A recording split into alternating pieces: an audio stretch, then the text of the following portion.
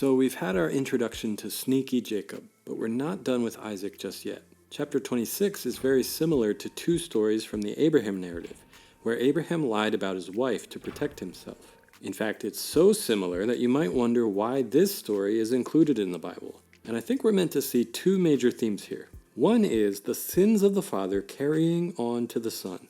This is a story of seed and lineage, and whether we like it or not, we model for the next generation how we respond to things like fear and conflict. Do we lash out? Do we withdraw? Do we fawn over people? No one gets it right 100% of the time, but what we've seen all along is that sin tends to repeat itself, and the same lies that Abraham hid behind are reproduced in the next generation. Now the good news is the second theme that we see in the chapter, and that's God's response. But we'll get to that. Now there was a famine in the land, besides the previous famine that had occurred in the days of Abraham. This is another reminder that this is a unified story. The author expects us to remember the previous famine from chapter 12. So Isaac went to Gerar to Abimelech, king of the Philistines. This is the same place where Abraham went in chapter 20. Well, Isaac's there because of a famine, and the king's name is Abimelech. The name means, "My father is king," so it was likely used as a title. The Lord appeared to him and said, "Do not go down to Egypt. Stay in the land of which I shall tell you." He was already heading south. If you keep following the coastline, you'll eventually hit Egypt. God stops him from going further. "Sojourn in this land, Gerar, and I will be with you and bless you. For to you and to your descendants I will give all these lands, and I will establish the oath which I swore to your father Abraham. I will multiply your descendants as the stars of heaven, and will give your descendants all these lands, and by your descendants all the nations of the earth shall be blessed." Even before Isaac was born, God said, "I will establish my covenant with Isaac." Why? Because Abraham obeyed me and kept my charge, my commandments, my statutes, and my laws. Really? The laws? But the law hadn't been given at Sinai yet. How did Abraham keep the law? Well, remember back in chapter 15, we read that Abraham had faith and God credited that faith to him as righteousness. When it was time to obey, Abraham did so as an outflow of his faith. With very little knowledge, he left his homeland, he accepted circumcision, he interceded for others, and he trusted God to provide a substitute for his son Isaac. Did he do everything perfectly?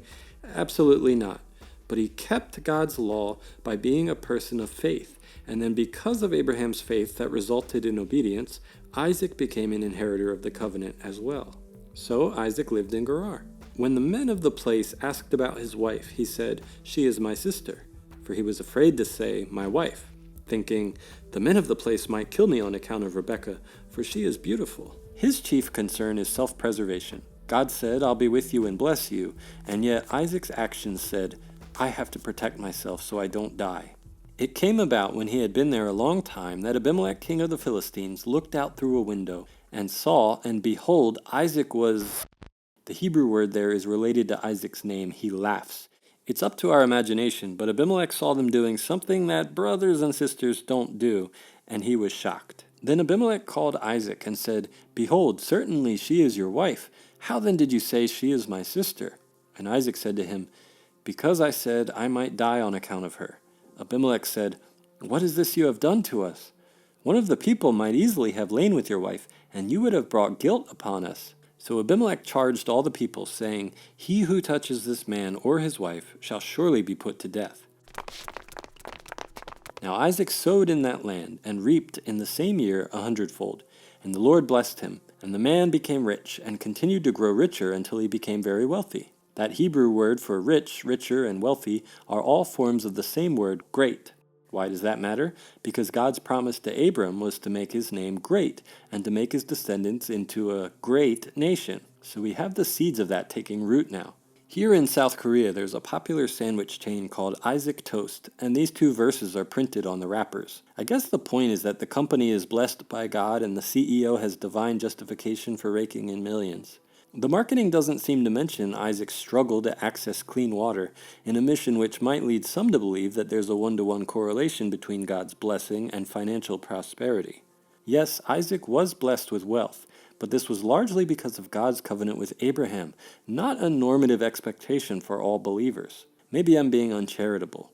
Maybe Isaac Toast is simply honoring God by giving him credit for the success of the business. Well, every good and perfect gift does come from him, it's true.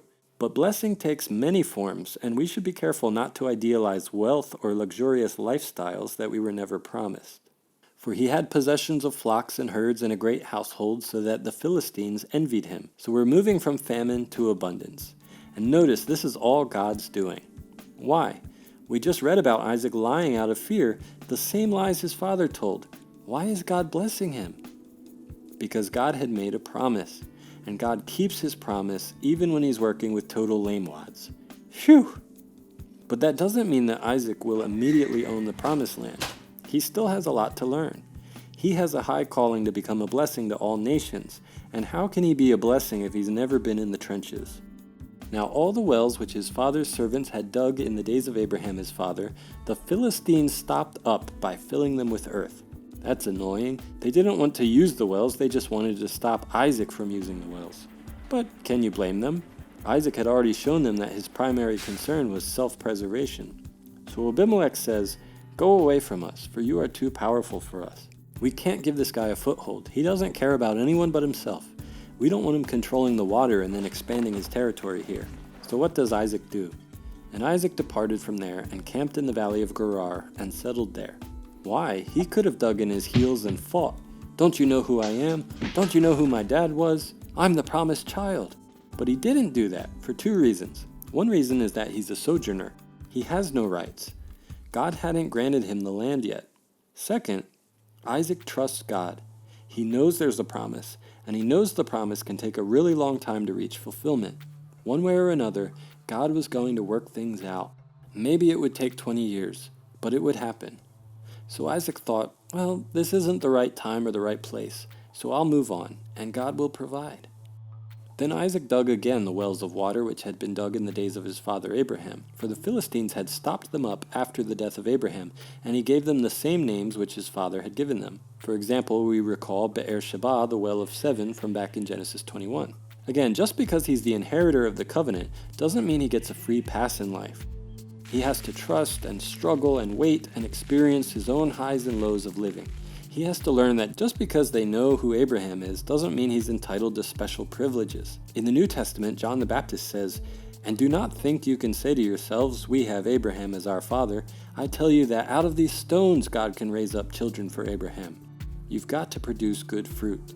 But when Isaac's servants dug in the valley and found there a well of flowing water, the herdsmen of Gerar quarreled with the herdsmen of Isaac, saying, "The water is ours." They were fine with it being filled with dirt, but now that someone else values it, they suddenly care. But what can Isaac learn through all this? Well, for one, that God is a provider. And Isaac doesn't have to fight because there's plenty to go around. The reason we fight is because we want something someone else has.